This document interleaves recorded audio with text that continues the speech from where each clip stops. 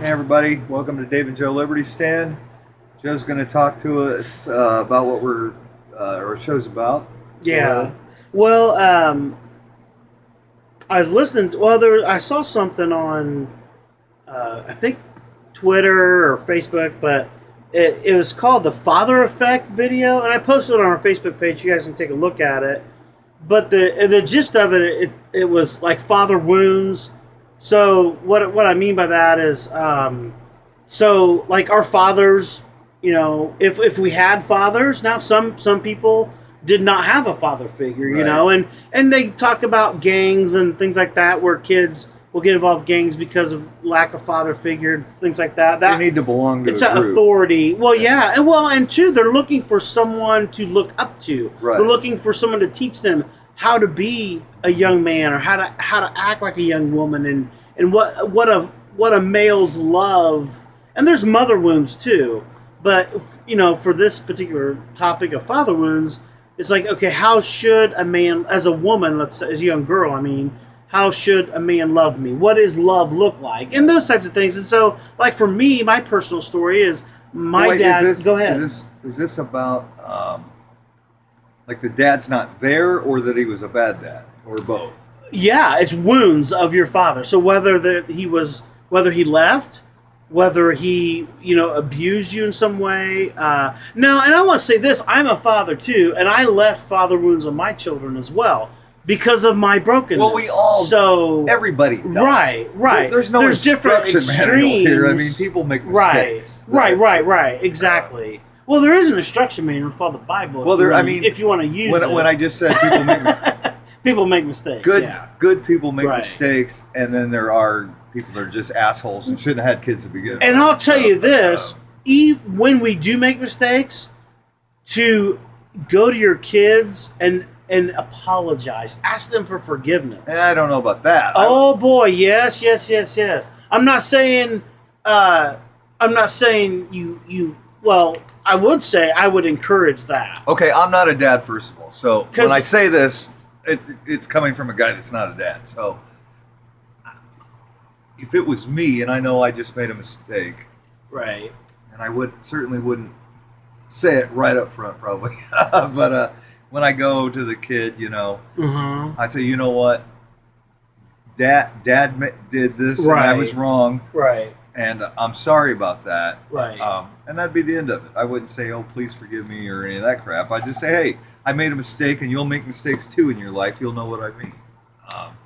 Or I would say, well, remember when you accidentally scratched Dad's car, or you accidentally whatever it was that he did wrong, and I was mad. Well, that was an accident. You didn't mean to do it. Well, the same thing that I just did. I didn't mean to do that. Well, and I think, like you're saying now too, you're making. For one, you're communicating with that child. You're showing them that they're important, that they have value, but also that, again, like you said, you're not perfect, but you're teaching them a lesson in that. Right. How to not only interact with someone else, saying too. That, hey, man, I didn't mean... Hey, man.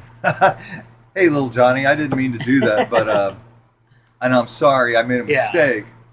So you're showing them that a man, because they think of you as a grown-up man. Right. And it shows when you do wrong, you say so. Acknowledge, and you're right. Admit your mistakes. But at the same time, you're not going to dwell on it. And it's not like it's heavy burden on them. But I don't know. For me, I lost my biological father when I was only 3 years old, and so I grew up with this.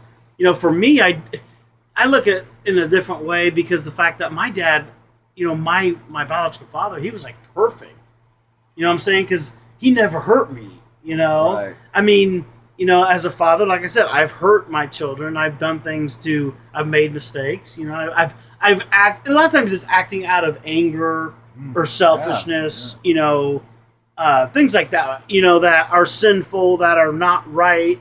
That's natural. We all have those feelings, but that's the part where I want to ask the Lord to help me through that because, I can't do that on my own. I need help.